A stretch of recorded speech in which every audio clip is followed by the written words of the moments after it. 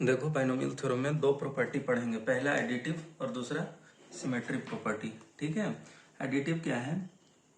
N C r plus n C r minus one is equal to n plus one C r, ये है आपका additive property. और symmetry property कौन सा है?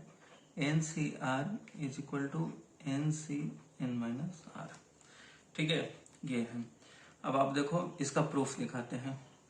इसका LHS को देखो सिंप्लीफाई करें तो n factorial upon r factorial into n minus r factorial plus n factorial upon r minus one factorial into n minus r plus one factorial.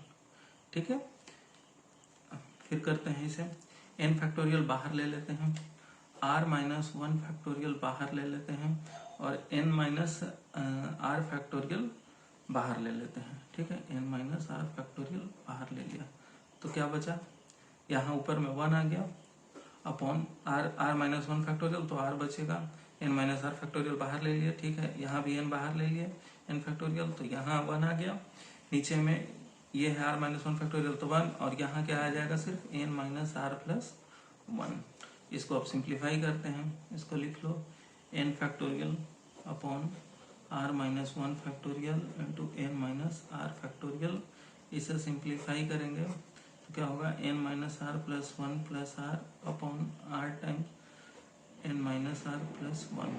ठीक है, r से r कैंसिल हो गया, ये n प्लस वन तो n factorial into n plus one divided by, देखो r है और r माइनस वन है तो r फैक्टोरियल हो गया, n माइनस आर है, n minus r plus one है तो ये क्या बन गया? n minus r plus one factorial. ये देखो n factorial into n plus one है तो फाइनली क्या बन गया? n plus one factorial upon r factorial n plus one minus r factorial. इसको प्लस वन एक साथ कर लिया।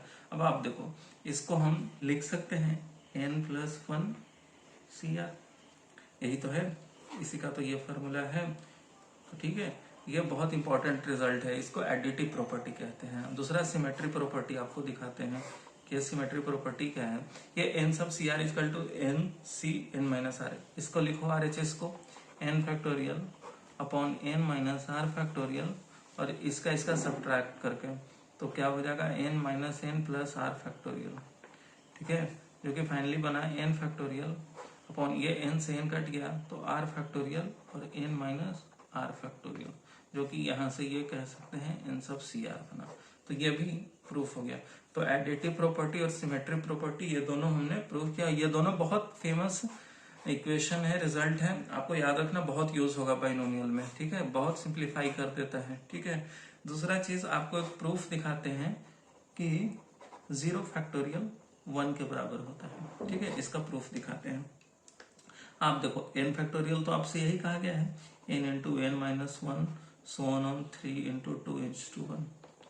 n कौन सा है आपका? n कौन सा है? नेचुरल नंबर ही तो है, लेकिन आप देखो नेचुरल नंबर कैसे कहा? लास्ट में वन तक ही आ रहा है। ठीक है, अब आप देखो n फैक्टोरियल को लिख सकते हैं n into n minus one factorial.